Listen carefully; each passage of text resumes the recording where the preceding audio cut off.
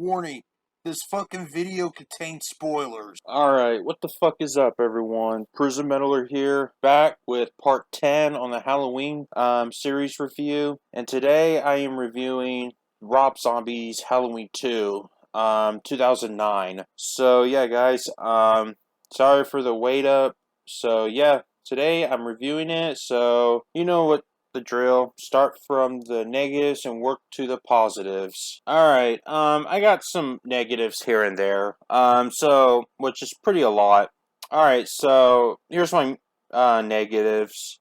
I hate it when Michael's face is clearly shown throughout the movie. He just looks like a damn hobo, and he looks like Hagrid from Harry Potter. And I just really can't take it seriously. Michael was supposed to wear his mask on, not during the second half of this movie, he goes out maskless, which I just fucking hate that he does that, and it pretty much ruins Michael Myers' personality as well, especially from the first remake movie. And also the scenes with the white ghost makes no sense at all. I mean, how come none of that shit was brought up in the first movie in the first place? I believe Rob Zombie wrote that because he could get Sherry Moon Zombie in the movie or whatever, but yeah, none of the white horse scenes make any sense at all. And also, there's too many sexual references in this movie, like... Digger or something?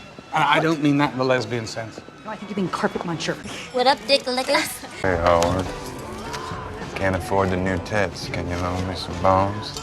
Dumbass. Hey, Howard, let me ask you a question. I got a riddle for you. What does a stripper do with her asshole before she dances? What the fuck? Not only that, there's some paramedics that makes a lot of necrophilic comments as well. You gotta look at the naked chick. Ooh, man, she was F-I-N-E fine. She still look good to me. Nice old titties are hanging out. That's disgusting. Stop it now. I got wood just zip-locking her up. What's the difference between jam and jelly? I don't know. What? You can't jelly your cock up with that girl's ass. Yeah, that's pretty much almost the dialogue the entire movie, plus even more swearing, like total F-bombs, nonstop. Lots of fucks, lots of shits, lots of cunts, lots of bitches, whatever. There's a lot of that. I mean, especially for a horror film. Like, really? That's pretty much Rob Zombie's favorite words whatsoever. And, there are some plenty of plot holes in the movie as well, such as how did Laurie walk when she has a broken foot? Why did Michael talk when he was notified about his mom's death when Loomis said he hasn't spoken a word in the previous movie? And how did Michael know where Laurie lives before she returns home? Oh, and speaking of returning home, the idea of Laurie celebrating after finding out she's Michael Myers' sister and goes out and party is just stupid. And it's just a waste of scene for... Rob probably put that scene for one of her friends to be killed off. So yeah, that whole party scene is completely useless. And, so yeah, that's some few plot holes here and there. And also, I really hate Laurie Strode in this movie. She is worse than the first movie. Almost as bad as, you know, these two characters. You know what I mean. Almost as bad as these two. No joke. I mean, she tries to be such a edgy teenage punk girl who just screams a lot, swears a lot, and especially the director's cut. She is way worse in the director's cut. And she's just like, man, fuck me, like, shut the fuck up, seriously. That's what all she does throughout the entire movie, and not the only one. The director's cut is almost 2 hours long, like, seriously. And, yeah, guys, she is just such a bitch throughout this movie. Not only that, I also hate Dr. Loomis in this movie as well. His personality completely changed. He was a much of confident, sympathetic psychologist from the previous movie, but now he's more of a wannabe cash grab, famous person, sellout, sells his book about Michael Myers, tries to be a celebrity, tries to sell out, and becomes a narcissistic asshole. So yeah, I fucking hate that character. And also, there's a big negative in this movie. The scene where Michael eats a fucking dog. Well, you know what? I'm just not gonna bother showing it. That scene is totally unnecessary. That scene is just gross. Plus, I'm an animal lover, and I just fucking hate that scene. It grosses me out, and even though you can barely see it, but it's still enough to call it gross. So yeah, the dog eating scene is completely unnecessary. And also, my last negative, the ending on the director's cut makes no sense at all. Since when Michael start talking again? Yeah, he finally talked. Yay!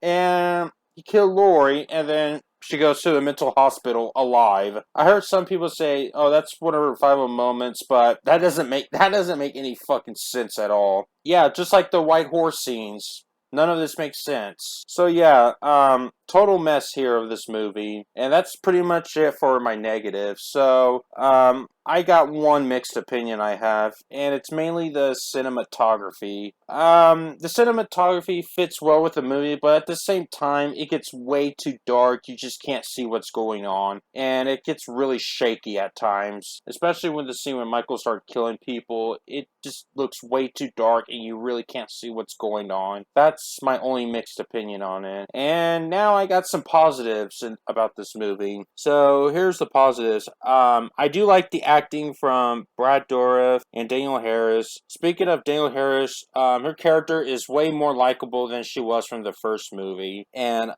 so that's another positive right here. And also, I actually like the kill scenes in this movie. They're just so fucking brutal.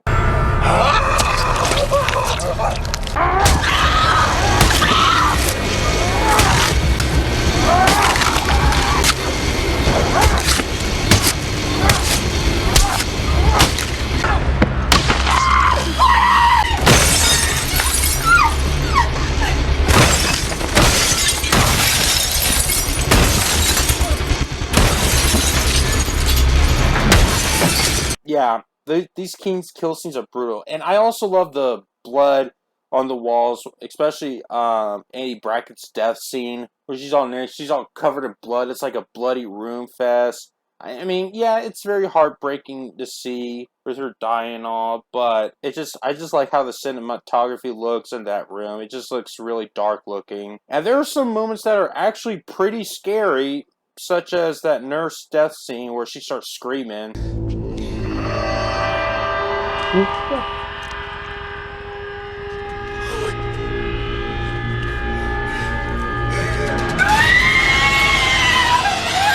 That scene is actually pretty terrifying. And another positive, I actually like the chase scenes between Lori and Michael from, it's a lot similar to the second movie, the original second movie. I just love how how the sound goes, how the cinematography goes throughout the first 30 minutes of this movie, so I just really like how it turns out. And there's another positive. I also like how Rob decided to change it to a different part instead of just ripping the whole thing off again. Like, as you know, from the original Halloween 2, the entire movie takes place at a hospital, but this time it takes place something else. The hospital is only at the beginning of the movie, which is pretty nice, really unique, a little bit more original as well. And I also have one last positive. The musical score is great, and it actually fits pretty well throughout the movie. Sad thing is, there is no Halloween theme song played in this movie until the credits, which is disappointing, but oh well. So yeah, guys, that's pretty much it for the positives. Okay, guys, so my final thoughts on Rob Zombie's Halloween 2. It's a mess. Not good. Is it bad? Kind of. I kind of take back what I said about the ranking. I'm just gonna delete that ranking video. That video was terrible. So yeah, guys, somewhat a little bit of guilty pleasure I have in this movie, but it's a very lame movie in general. So I guess I'll give this a 2 out of 5. Pretty lame, but it has plenty of decent moments, but it's a huge mess overall. That's pretty much I have to say here, guys. So that's pretty much my review for Rob Zombie's Halloween 2. So I guess I'll see you on my next review, which will be Halloween's 2018, so stay tuned for that. So if you enjoyed this video, subscribe to me if you haven't, click the bell to notification, make sure you leave a like, comment, and most importantly, share this video so I can get more views and subscribers. So till then, I'll see y'all next time. Peace out, everyone.